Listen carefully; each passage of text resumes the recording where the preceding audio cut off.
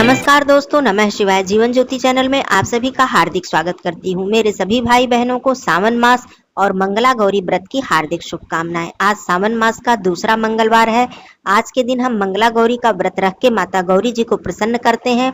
सभी सुहागिन स्त्रियां या फिर कुंवारी कन्याएं इस व्रत को धारण करती हैं।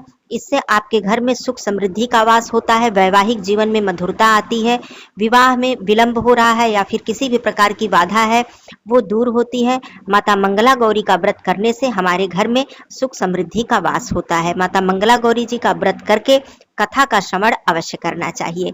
आइए कथा आरंभ करती हूँ। पौराणिक कथा के अनुसार एक समय की बात है कि एक शहर में धर्मपाल नाम का एक साहूकार रहता था। उसकी पत्नी बहुत ही खूबसूरत थी और बहुत ही गुणवान थी। उस साहूकार के पास बहुत ज्यादा धन संपत्ति थी, लेकिन उसके पास कोई संतान नहीं थी। संतान न होने के कारण वो साहूकार और उसकी पत्नी हमेशा दुखी रहते थे। साहूकार और उसकी पत्नी हमेशा भगवान भोलेनाथ जी की पूजा अर्चना किया करते थे। धीरे धीरे समय व्यतीत हो रहा था। भगवान भोलेनाथ जी की कृपा से साहूकार की पत्नी गर्भवती हुई और उसने एक पुत्र को जन्म दिया। पुत्र के जन्म के बाद भगवान भोलेनाथ जी साहूकार के स्वप्न में आए और बोले कि तुम्हारा पुत्र अल्पायु है, यह केवल 16 वर्ष की आयु तक ही जीवित रहेगा। सर्प के काटने से तुम्हारे पुत्र की मृत्यु हो जाएगी, लेकिन यदि कोई भी ऐसी कन्या हो जिसने मंगला गौरी का व्रत किया हो, ऐसी कन्या से यदि तुम्हारे पुत्र का विवाह होगा तो तुम्हारा पुत्र दीर्घायु होगा और वह कन्या कभी भी विधवा नहीं होगी। यह बात सुनकर साहूकार को थोड़ी तसल्ली हुई और उसने मन ही मन भगवान भोलेनाथ जी को धन्यवाद दिया। एक दिन वह साहूकार अपने व्यापार के कार्य हेतु कहीं जा रहा था। रास्ते में थकान के कारण वह एक पेड़ के नीचे आराम करने के लिए बैठ गया। पास ही एक तालाब था। वहां पर दो कन्याएं थोड़ी देर बाद वस्त्र धोने के लिए आईं और आपस में बातें करने लगी। एक कन्या का नाम कमला था और एक कन्या का नाम मंगला था। कमला और मंगला आपस में बातें कर रही थी।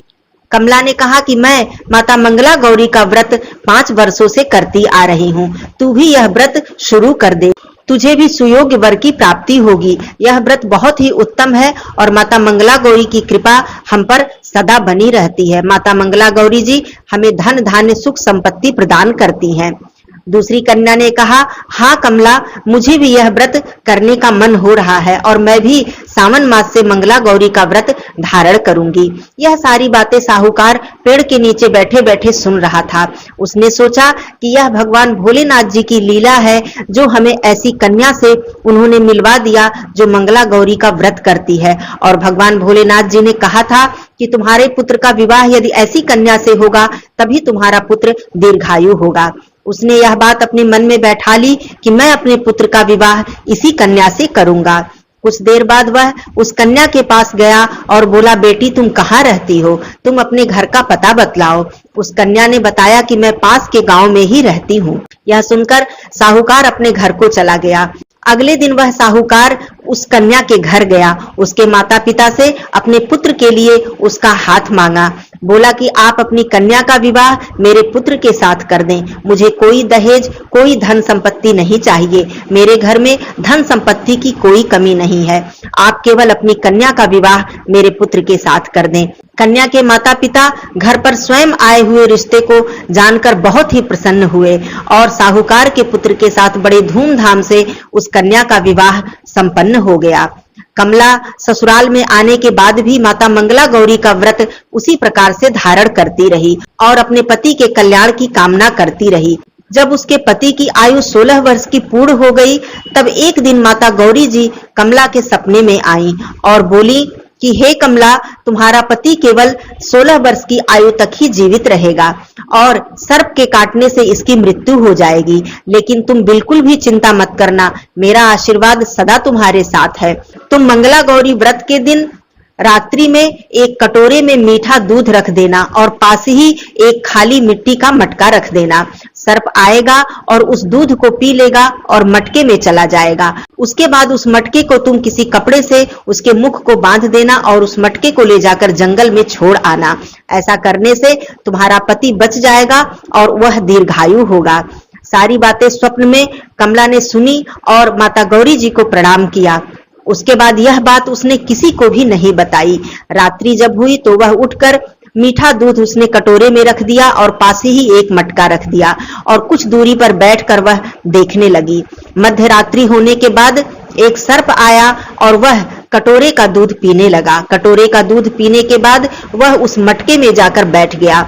वह जल्दी से आई और ऊपर से कपड़ा रखकर उस मटके को उसने बांध दिया और ले जाकर रात्रि में ही उस मटके को एक जंगल में रख आई। सुबह होने पर ये सारी बातें उसने अपने पूरे परिवार को बताई। सभी परिवार आश्चर्य में पड़ गए और माता मंगला गौरी जी के चरणों में गिर पड़े। सभी परिवार माता मंगला गौरी जी का धन्यवाद किए और पंडित जी को बुलाकर धूमधाम से माता मंगला गौरी के व्रत का उद्यापन कमला ने किया।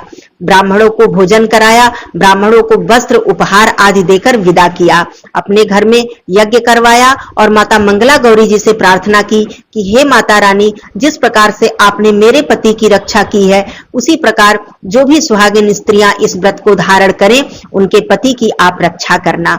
तो इस प्रकार से माता मंगला गौरी जी हर प्रकार से सुख समृद्धि और हमारे जीवन की रक्षा करती हैं, वैवाहिक जीवन में आ रही अड़चनों को दूर करती हैं। बोलिए श्री माता मंगला गौरी जी की जय, बाबा भोलेनाथ जी की जय, भगवान गणेश जी की जय। दोस्तों, कथा समाप्त होती है।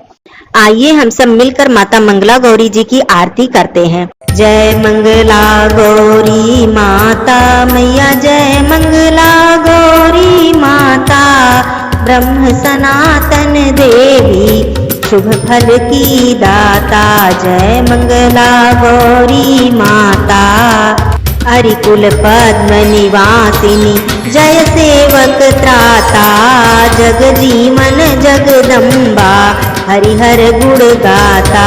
जय मंगला गौरी माता, सिंह को वाहन साजे, कुंडल है साथा, देव बधू जहाँ गावत, नित्य करत ताथा। जय मंगला गौरी माता, सतयुगशील अति सुंदर, नाम सती कहलाता, हेमांचल घर जननी, सखियन रंग राता। जय मंगला गौरी माता, शुंभ निशुंभ विदारे, हेमांचल स्याता, सहस भुजा तनु धरि के, चक्र लियो हाथा। ओम जय मंगला गौरी माता, सृष्टि रूप तुहि जननी, शिव संग रंग राता, नंदी भृंगी बिन लाही, सारा मद माता।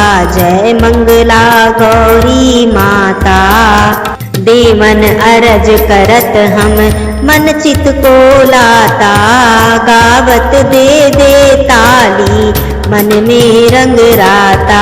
जय मंगला गौरी माता, मंगला गौरी मैया जी की आरती जो कोई नित गाता, सुख संपत्ति घर आवे, सब सुख वह पाता। जय मंगला गौरी माता मैया, जय मंगला गौरी माता।